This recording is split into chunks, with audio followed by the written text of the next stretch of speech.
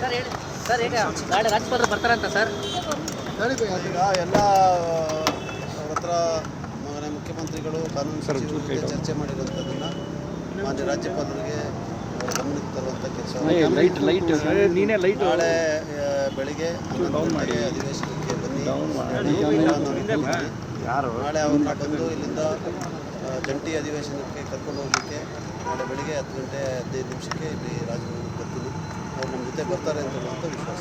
ನೀವು ರಾಜ್ಯಪಾಲರನ್ನ ಭೇಟಿ ಮಾಡಿದ್ರು ಸರ್, ಏನಂತ ಮಾತಾಡಿದ್ರು ಅವರು? ಅದೇ ಈಗ ರಾಜ್ಯಪಾಲರನ್ನೇ ಭೇಟಿ ಮಾಡಿ ಬರ್ತಾ ಇರೋದು. ಅದೇ ಏನು ಹೇಳಿದ್ರು ಸರ್? ಅದೇ ಈಗ ರಾಜ್ಯಪಾಲರಿಗೆ ನಾವು ಕೊಟ್ಟಿರುವಂಥ ಭಾಷಣ ಏನಿದೆ ಅದರಲ್ಲಿ ನಾವು ಏನು ಬದಲಾವಣೆ ಮಾಡಲಿಕ್ಕೆ ಆಗೋದಿಲ್ಲ. ನೀವು ಅದೇ ಭಾಷಣವನ್ನು ಓದಬೇಕು ಅಂತ ಅವರಲ್ಲಿ ನಾವು ಮನವಿ ಮಾಡಿದ್ವಿ. ಸಾಂವಿಧಾನಿಕವಾಗಿ ಏನು ಹೇಳ್ತದೆ, ಯಾವ ರೀತಿಯಾದಂಥ ಕಾನೂನು ಇದೆ ಮತ್ತು ತೀರ್ಪುಗಳೇನಿದೆ ಇದೆಲ್ಲವನ್ನು ಕೂಡ ಅವ್ರಿಗೆ ಗಣನೆಗೆ ತಂದಿದ್ದೀವಿ. ಅವರು ನಾಳೆ ಬೆಳಿಗ್ಗೆ 11 ಗಂಟೆಯ ಜಂಟಿ ಅಧಿವೇಶನಕ್ಕೆ ಬರ್ತಾರೆ ಅಂತ ಹೇಳುವಂಥ ಪೂರ್ಣ ವಿಶ್ವಾಸ ಇದೆ. ಬಂದೇ ಬರ್ತಾರೆ ಅವರು. ಸಂವಿಧಾನ ಕೂಡ ಅದೇ ರೀತಿಯಾಗಿ ಹೇಳ್ತದೆ. ಅದರಿಂದ ಅವ್ರು ಬರ್ತಾರೆ. ಬೆಳಗ್ಗೆ 10 ಕಾಲಕ್ಕೆ ನಾನು ಇಲ್ಲಿ ಬರ್ತಾ ಇದ್ದೀನಿ. ಅವ್ರ ಜೊತೆಗೆ ಕರ್ಕೊಂಡು ಹೋಗುವಂಥ ಕೆಲಸ. ಸರ್, ಈಗ 11 ಪ್ಯಾರಾಗ್ರಾಫನ್ನು ತೆಗಿಲಿಲ್ಲ ಅಂತ ಹೇಳಿದ್ರೆ ನಾನು ಭಾಷಣ ಮಾಡೋದಿಲ್ಲ ಅಂತ ಅವರು ಕೂಡ ಹೇಳಿರುವಂಥದ್ದು. ಇದು ಹೇಳಿಲ್ಲ, ಆ ಥರ ಎಲ್ಲೂ ಹೇಳಿಲ್ಲ. ಅವ್ರು ಆ ಥರ ಎಲ್ಲೂ ಹೇಳಿಲ್ಲ. ಸರ್, ಕೆಲವು ಬದಲಾವಣೆ ಮಾಡಬೇಕು. ಎಲ್ಲ ಬದಲಾವಣೆಯನ್ನ ಅವ್ರು ಕೇಳಿದ್ರು. ಆ ಬದಲಾವಣೆಗಳನ್ನ ಮಾಡ್ಲಿಕ್ಕಾಗೋದಿಲ್ಲ, ಯಾಕೆ ಮಾಡೋಕ್ಕಾಗೋದಿಲ್ಲ ಅಂತ ಹೇಳೋದನ್ನ ಕೂಡ ಅವ್ರಿಗೆ ಗಮನಕ್ಕೆ ತಂದಿದ್ದೀವಿ. ಮತ್ತೆ ಏನು ಹೇಳ್ತದೆ ಸರ್ವೋಚ್ಚ ನ್ಯಾಯಾಲಯ, ಏನು ಹೇಳ್ತದೆ ಸಂವಿಧಾನ, ಅದರಿಂದ ತಾವು ಬರಲೇಬೇಕು. ರಾಜ್ಯಪಾಲರಿಂದ ನಿಮ್ಮ ಸ್ವಂತ ಭಾಷಣ ಅಲ್ಲ, ಇದು ಸರ್ಕಾರದ ನಿಲುವನ್ನು ವ್ಯಕ್ತಪಡಿಸ್ತಾ ಇರ್ತೀರಿ. ತಾವು ಹುದ್ದೆಯಲ್ಲಿ ಇದ್ದು ಭಾಷಣವನ್ನು ಮಾಡ್ತಾ ಇರ್ತೀರಿ. ಬಂದು ಭಾಷಣವನ್ನು ಮಾಡಿಕೊಡ್ಬೇಕು ಅಂತ ಮುಖ್ಯಮಂತ್ರಿಗಳು ಹೇಳ್ತಾ ಇದ್ದಾರೆ. ಕಾನೂನು ಸಚಿವರು ಸಂಪುಟ ಸಭೆಯ ನಿರ್ಧಾರ ತಾವು ಬರಬೇಕು ಅಂತ ಹೇಳಿ ನಾನು ಒಂದು ವೇಳೆ ಬರಲಿಲ್ಲ ಅಂದರೆ ಏನು ನಡೆ ಆಗಿದೆ? ಇಲ್ಲ, ಬರ್ತಾರೆ ಅವರು. ಬೆಳಿಗ್ಗೆ ನಾನು 10 ಕಾಲಕ್ಕೆ ಬರ್ತಾ ಇದ್ದೀನಿ ರಾಜಭವನಕ್ಕೆ. ಅವ್ರು ನಮ್ಮ ಜೊತೆ ಬರ್ತಾರೆ ಅಂತ ಹೇಳುವಂಥ ವಿಶ್ವಾಸ ಇದೆ. ನಾನು ಅಂದರೆ ಅವ್ರ ಜೊತೆ ನಾನು ಜಂಟಿ ಸದನಕ್ಕೆ ಹೋಗ್ತೀನಿ.